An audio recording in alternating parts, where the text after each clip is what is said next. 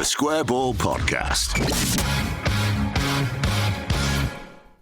Hello, welcome to the show. It's brought to you with Levi Solicitors. 10% discount on your legal fees at levisolicitors.co.uk. Dan, Michael, and no Moscow White today. Rob's in from the subs bench because Moscow's not feeling too great. No, and he won't stop going on about it.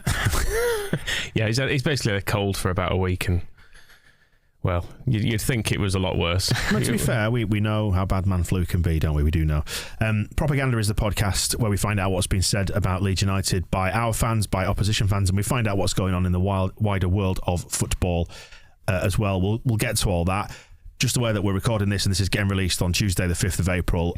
We are going to speak about Chris and Kevin because this is the anniversary, the 22nd anniversary of their death in Istanbul. We're going to talk about that as an issue on the main show, which we are recording straight after this, but will be out on Wednesday. But we just wanted to acknowledge it at the start of this show and just say that our thoughts are with the family and friends of Chris and Kevin today on this really, really difficult day. And into the show. Right, so reflections on Southampton. We obviously solicit for feedback from our TSB Plus members. We got loads of feedback for Wolves, didn't we? Loads. That was exciting. It was very thrilling. What did we get for this, Michael? No one interested this week. No. I'd say about a quarter, a fifth or something of the amount of feedback that we got against Wolves. Glory hunting. Yeah. Fair weather bastards. Yeah. We love you all, TSB Plus subscribers. I think in a way it just sort of captured the game a bit because it was not thrilling, was it? It was ordinary. Well, the thought on the match ball was that we were a bit subdued, and I think it's just this is what a normal sort of Premier League draw feels like. And I know there's still quite a lot of jeopardy attached to the season in terms of relegation and that, but surely it was always going to be the case that after the madness of Norwich and then Wolves on top of that compounding it, that at some point there was going to be a crash after all that adrenaline. I feel quite reassured by all this feedback because at Ellen Road on Saturday, I was a bit like, is this a bit crap? And people around me were kind of trying to be positive, it's a draw, further away from relegation. And I thought, maybe I'm just in kind of a post-Bielsa gloom still. And then I watched it back and I thought, maybe not as bad as I thought. But then reading this feedback, I think, no, I was justified in how I felt, actually. Yeah, the comments are sort of broadly about the style, aren't they? The ones that we've got in. A number of people just picking up on the stuff we mentioned on the match ball, narrow formation, a bit more percentage type football versus the sheer beauty we saw from Marcelo Bielsa. I think Sai is on the fence, actually, when you read his comments. Sai, to give him his full name. Are you going to address his full? Sai, we should be leaving a message on MB's answer phone, begging him to come back. Says, 5 games into Marsh's tenure and I've seen enough. We have the American hecking bottom. He has the team running around like headless chickens. The only reason we have 7 points is that we're a Duracell equivalent of headless chickens, thanks to Bielsa. And mark my words, once they are normal headless chickens, after all the extra days off, pizza nights and takeaways from Greg's, we will be bottom 3 dross. Playing shite to watch kick and rush headless chicken press football that gets you relegated. Right. It's an opinion, I suppose. It is an opinion, and we'll just call him Sai from now on. Sai from now on. Because Sai, we should be leaving messages on Marcelo Bielsa's answer phone, begging him to come back. Feels like a bit of a mouthful. I can see where he's coming from. Yeah. What I will say is the hecking bottom team didn't press.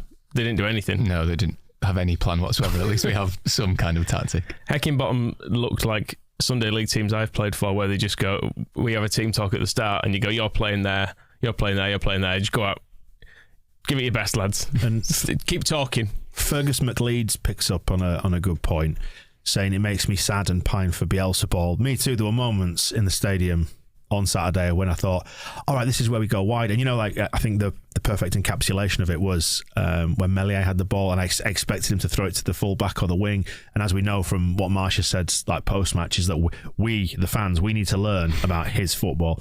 And he was saying, they're going to have to realise we need to go down to 70 from 100, not up to 150 all the time. And it just made me lament the loss of something that was thrilling. And I know it cost us on occasions, but bloody hell, it was good fun, wasn't it? I think the kindest thing I can say about the Saturday is that they looked like a team very much used to playing one way, learning how to play another way. And it's the same in the stands as well, like the fans are the same. And then even in commentary, I watched back the LUTV footage, and that exact moment, Brinlaw goes, well, Leeds aren't going to hang around here, are they? And then you can see Llorente going absolutely mental, going, calm down, which is kind of ironic coming from him. And everyone's just got to kind of get used to that. But and also, like, that moment, about 2 minutes later, we scored. But in between those 2 minutes in between, we kind of had some patient build-up play, which led to a chance, but then we missed it. Southampton counter-attacked, and it ends with Liam Cooper heading the ball away when he's lying on the floor. And sometimes I think, yeah, that's what we're good at, is the madness. Let's just do that. It suits them, I think. The tension of wanting us to push forward and remembering that earlier in the season we kept pushing forward and we kept getting absolutely dicked is an awkward bit of it, because almost your memory focuses more sometimes on the goals we've scored from it. When you see a situation like that developing, you're like, oh, just give it wide now and we can break, and not the time when it was chipped out to Stuart Dallas and he was under pressure and he gave it to Ayling and Ayling slipped and they scored, or whatever has happened on countless occasions this season.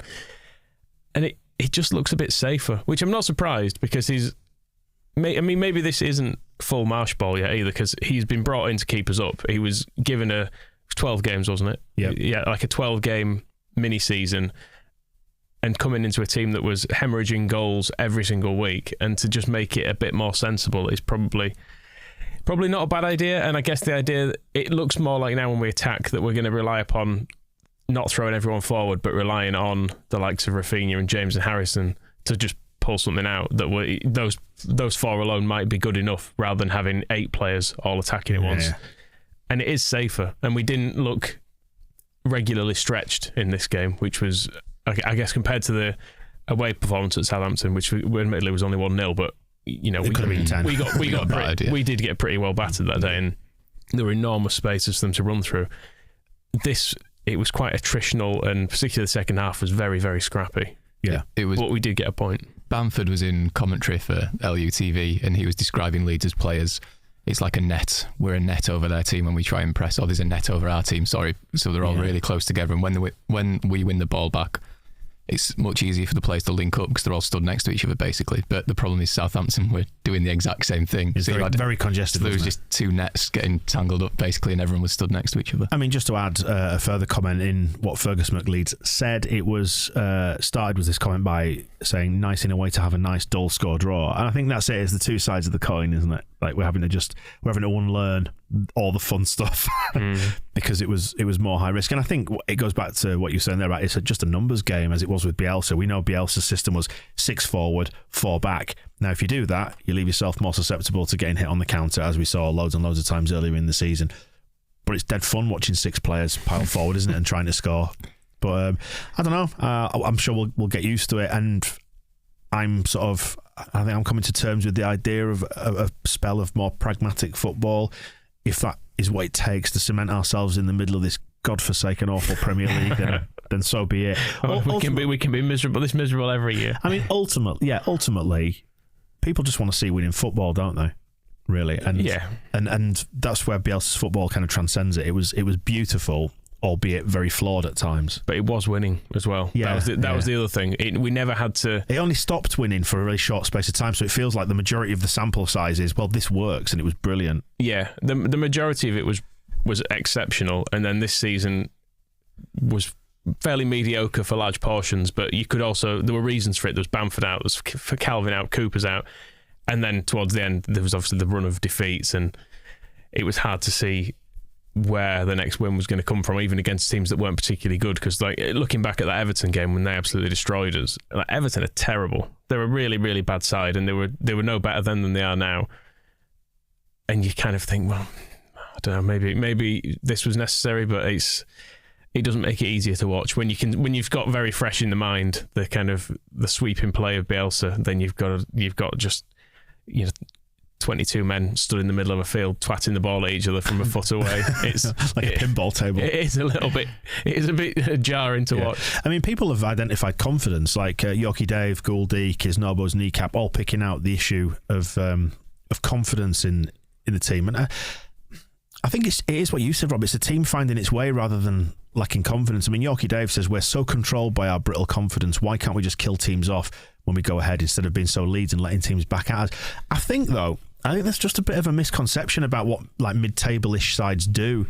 It's not that you are sort of just a bit mediocre and sometimes it works. Like sometimes you'll look great, sometimes you'll look porous at the back and terrible, and you kind of sawtooth between the two extremes, don't you? And it's when you stop sawtoothing that you start to move up the table and you become better. It's just about where your sort of average falls, on that kind of, if you imagine a graph of these are the good bits, these are the bad bits, and we sort of trying to just get the average up somewhere towards the middle. And also, not killing teams off isn't a new problem. We did that for 3.5 years under Bielsa, really, in the Championship. I know last season in the Premier League was maybe a bit different, but we never get the second goal, do we, when we really, really need to. And also, like, opposition teams will have a period where they look dangerous. And because it's the Premier League. Yeah, exactly. It's really, really difficult. I mean, like, you could look at Southampton and say they are the archetypal mid-table, mediocre Premier League side, and that's basically where we're trying to be. So it's no surprise that it looked like it did, I think, on Saturday. I think as well, if you're looking at those good spells that teams will have in this league, I guess the way Marshall's are set up is to come through those without being 3-0 down, which is what has been happening recently. And it was even happening last year in some games when, at the Arsenal game, for example, were they 3 up or 4 up by half time? I can't remember what happened. It just felt like... The one at Christmas?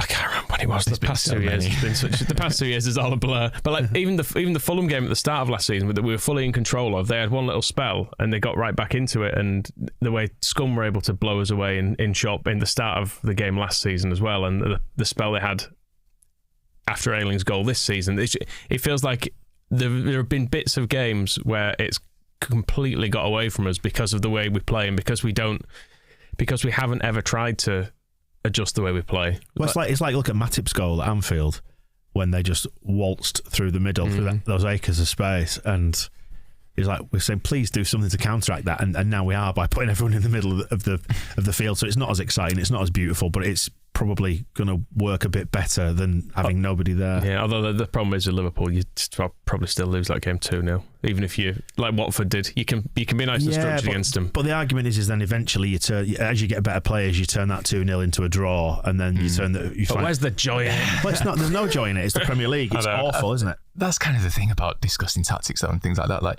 it doesn't matter what your plan is. If you do it badly, you get beaten. It looks crap. Like there were times at the weekend where the net didn't work and they had loads of space and they were countering on us, and Bamford himself said it in commentary, like, yeah, if the net doesn't work and you don't win the ball back immediately, there's a lot of space for the opposition, so we kind of just swap in one way of potentially getting beat for another. Yeah, and it's about like the price of ridiculous players in this league, and like people I think are a bit antsy this year because we don't yet have a good enough squad to compete properly in the Premier League. Like we were sort of given it was a bit of a false dawn in a way, wasn't it, by finishing 9th? So suddenly you start looking up the table thinking, well, where do we go from here? Where next? And actually, we just need to cement ourselves in the division, don't we? And to do that, we have to go through this process of getting the 20 to 25 million pound players, hoping that as many of them as possible work. And that's just the price of a bog standard Premier League footballer. I mean, look at Dan James as a perfect example. Was it Moscow who said in his match report, if Dan James could finish, he'd be one of the most dangerous players in world football, but he can't finish and he loses his mind when he gets into advanced positions, and that's why he costs 27 million and not 50 million or 60 million, because you're talking about one of the most complete footballers on the planet, aren't you? But we're not. At the minute we've got a sort of an advanced Darren Huckabee. Bless it. Oh yeah, Huckabee kind of is the mark at the moment, isn't he? But I do still like Dan James. I think he's... Yeah, I do. I think he works dead hard, yeah. Yeah, I can see why we've got him. I'd just like to see him play more games on the wing rather than down the middle, although that means we'll probably sell Rafinha, so we'll get to see that next season. On the tactics at the moment, I just don't know where... I'm never sure how much to praise or criticise them, because I'm aware it's early. It's a work in progress. And like Rob's saying, if you lose, your tactics always look shit. Like you can... It's a bit like... I was saying to someone the other week, it's a bit like when if you go abroad and you've got like your phrase book and you've got something lined up to say, and on paper this is going to be good because you know what you're saying, but then they reply with something that's not in the phrase book and you go, oh, I don't know now. Like you're meant to say at this point you should say si senor, turn left at the town hall. It's like, but then you just go, okay, well that's not worked. It seemed like a good idea. So dos cervezas, por favor. I mean, you could say, recent form, 2 wins and a draw. I mean, like I say, there've been madness. Points on the board, isn't it? I was talking about like the pragmatic angle of it. It ain't going to be fun, is it? Particularly when you're scrambling for your life. And you see what Everton are trying to do. Like, for example, do you see that goal that Everton let in? Was it the second one at West Ham when they were just dicking about with it out from the back and just lost possession near halfway? I mean, if we did that, I'd be furious, absolutely furious to concede possession like that and just waltz straight through. And then was it Bowen who got the second ball on the rebound from the keeper or whatever? Just pathetic, wasn't it? and I was going to call him Bamford then. Lampard has got them playing a slightly more expansive style, and you do wonder, is that going to get them out of it? I hope not. Yeah, hopefully not. It's hysterical the way it's going. It must be said.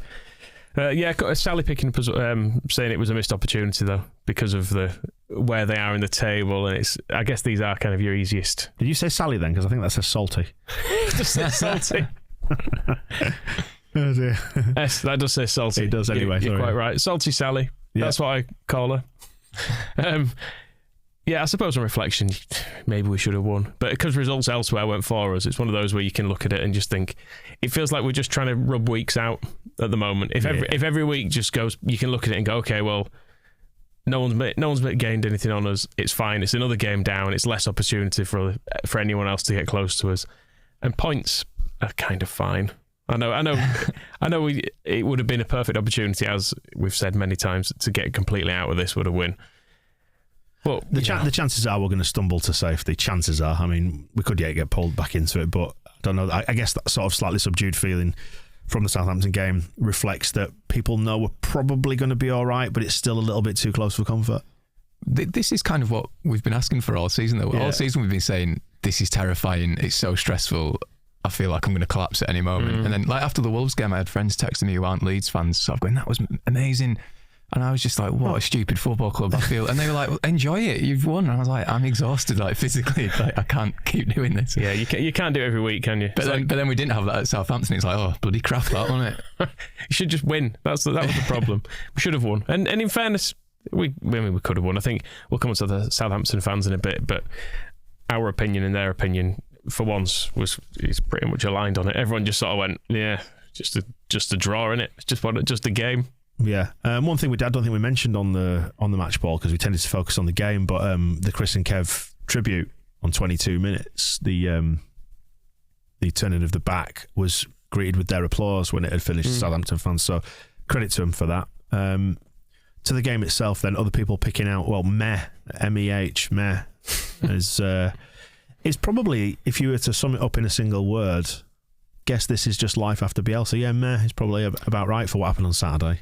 I mean, talking about Southampton as well, there was no really villains from their team that you could even get angry at, really. And I know James Ward-Prowse for being good at his job. Yeah, you can't really get too angry at that, can you? And even the ref, I know there were a few complaints, but I was kind of like, yeah, a couple of people annoying, but a couple of people did pick out the penalty call, actually, as well. Yeah, we didn't really talk about that, did we, that much? And it was, by the way, early on in the game, it was a Llorente header. It wasn't Cooper, because I know we weren't sure between, as you said, Llorente. I said it might have been Cooper, but no. I was right, obviously. You were right, yeah. Thank you.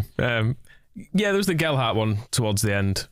He's very good at winning penalties. The thing is, this was probably more... Does that fall under the you've seen them given category? Yeah, definitely. If it is given, it's not overturned, is it? I would say on this one.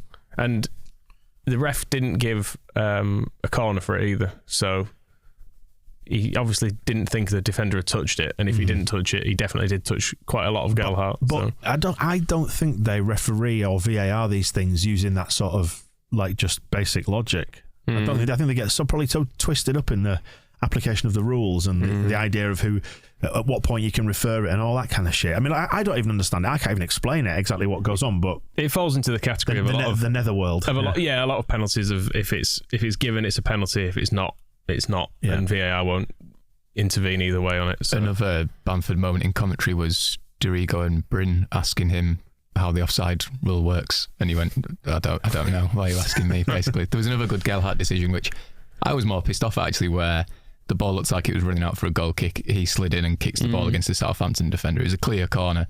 The ref gave a goal kick, and Joffrey ran after him with his hands together like he was praying, going, I swear, I swear, I swear, I swear, I swear. I noticed there was a bit of an exchange between the linesman who was in front of the East stand on that one as well, and he had the sun in his eyes, and I think he basically went, I just can't see over there. He did actually miss a lot. There's a few times where balls went out of play, and he didn't really. There was a few times where he was looking at the ref and the ref was looking at him.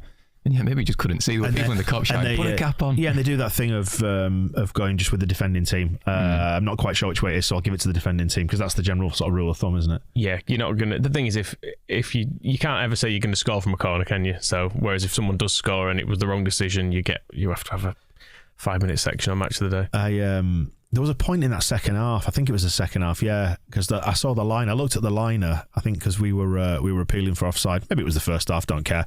But he was miles behind the play. Absolutely miles behind. I looked at him. He was a good 2 or 3 yards behind. I thought, there's no way you could even have seen that. And I know it got people annoyed who were sort of at the cop end northeast corner. But just be faster. I think an awful lot of refereeing is guessing. Yeah. Which is understandable because it's really difficult. But I think half the time they're sort of like... But it's delivered with the confidence of absolute certainty. Yeah, which I suppose you've got to. It doesn't look good if you go to the players. I gave them one a minute ago. Let's just even it up. I think that's why I didn't get too angry at the ref, because I do think he sort of recognised when he gave someone a soft decision and then he would give the other team the soft decision, which isn't really a good way to do it. But you think, well, at least he's leveled it up. Yeah. Yeah, they all do. It was not very consistent, I didn't think. But House of Stouts is suggesting there were 3 penalty decisions in the second half. Where was Rafa's went under the radar? That was when he was going for a shot, wasn't it? And the defender kind of got in front of him, and he stayed down, and he just stayed down. Yeah. Which was it? Who did we give a penalty away the other week and it got overturned? It was against Norwich, wasn't it? Where the striker went to kick the ball and he stood on Ayling, and the ref gave a penalty and then it got overturned. Right. So I think, yeah, I must have, all of them, even the Gallart one. I'd be sort of... The thing is, it's like a lot of penalty decisions. I'm happy to see them not giving us penalties if they're always not giving us penalties. But Mo Salah wins that penalty about 5 times a season. So I want it as well now. Yeah.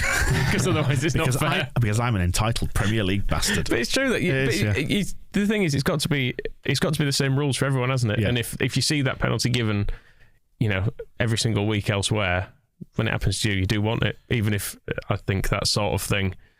Because what Gallart does cleverly with the ball, and I've seen him do it loads for the under-23s, and he did it against Wolves as well. He's quite happy to kick the ball somewhere he knows he won't really get it, but he knows his body in the way. But he knows the defender can't get to it either, and he'll make sure that the ball is nowhere near when the defender makes contact with him, and he can win penalties that way.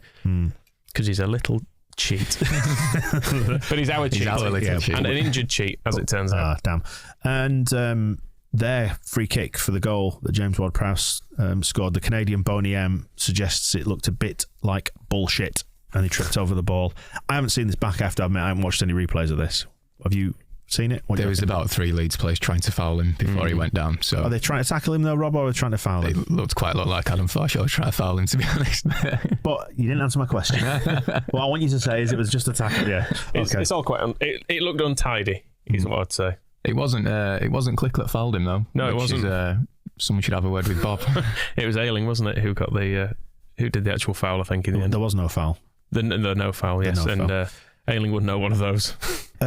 Some love from Canadian Boney M actually for players who played well: Rodrigo, Cooper, and Rafa. Yeah, it was good to have Cooper back. I think a lot of people sort of talking him down, saying he's our 4th best defender, whereas I think we looked better at the back with him in because he's more of a talker, isn't he? He might not be in the top 2 defenders we've got in terms of ability, but I think as a captain and a leader, he's really, really important in that team. And I thought he was really, really good. Some really good interceptions that could have led to goals without him, and they tested out his hamstring quite well as well, I think. He's very, which is sometimes why he lunges in, is that at the bad end of this, but he's very proactive as a defender, is Cooper. Like he will see a ball there and he will go for it, and I think when it works, as it did on the weekend, it makes a big difference to us. Sometimes it doesn't, does it? I mean, like the one where he did the head ball on the halfway line, which led to the goal in the end.